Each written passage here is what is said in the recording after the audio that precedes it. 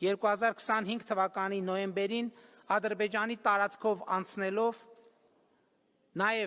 անցնելով Վրաստանի միջով գնացք եկավ Հայաստանի Հանրապետություն։ Սա կրկնում եմ, առաջին անգամ 1991 թվականից։ Սա տեղի ունեցավ այն բանից հետո, երբ 2025 թվականի հոկտեմբերին Ադրբեջանի նախագահը հայտարարեց, թե վերացնում է Ադրբեջանի տարածքով դեպի Հայաստան երկաթուղային փոխադրումների սահմանափակումները, եւ ես Ադրբեջանի նախագահին շնորհակալ եմ նման որոշման համար։ Մենք էլ մեր հերթին հայտարարել ենք, թե պատրաստ ենք հենց այսօր ապահովել տարանցումը Ադրբեջանից դեպի Թուրքիա եւ հակառակ ուղղությամբ, որովհետեւ սա կարող ենք անել այս պահին մեր գործող ճանապարհներով։ Ոչ Ադրբեջանը, ոչ Թուրքիան այս հնարավորությունից դեռ չեն օգտվել։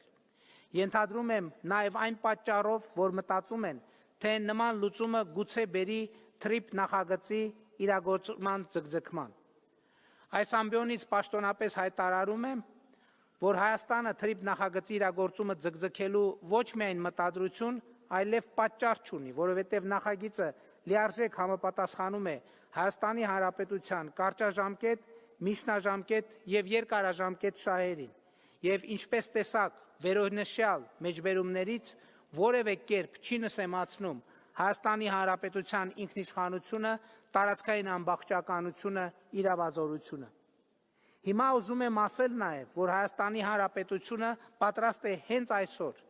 գործող ենթակառուցվածքներով Կորնիձոր, Գորիս, Եղեգնաձոր, Երասխ երթուղիով ապահովել Ադրբեջանի արևմտյան շրջանների եւ Նախճեվանի ինքնավար հանրապետության միջև ավտոմոբիլային կապը։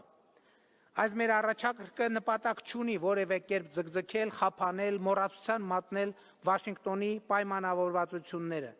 եւ ես սա ասում եմ պաշտոնապես։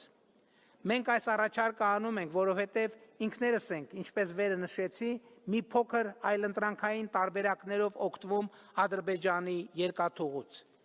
Ինչպես Ադրբեջանն է սպասում Հայաստանի տարածքով դեպի Նախճեվանի ինքնավար հանրապետություն կապի հաստատմանը, այնպես էլ մենք ենք սպասում Նախճեվանի տարածքով Հայաստանի հարավի եւ հյուսիսի միջև երկաթուղային կապի հաստատմանը։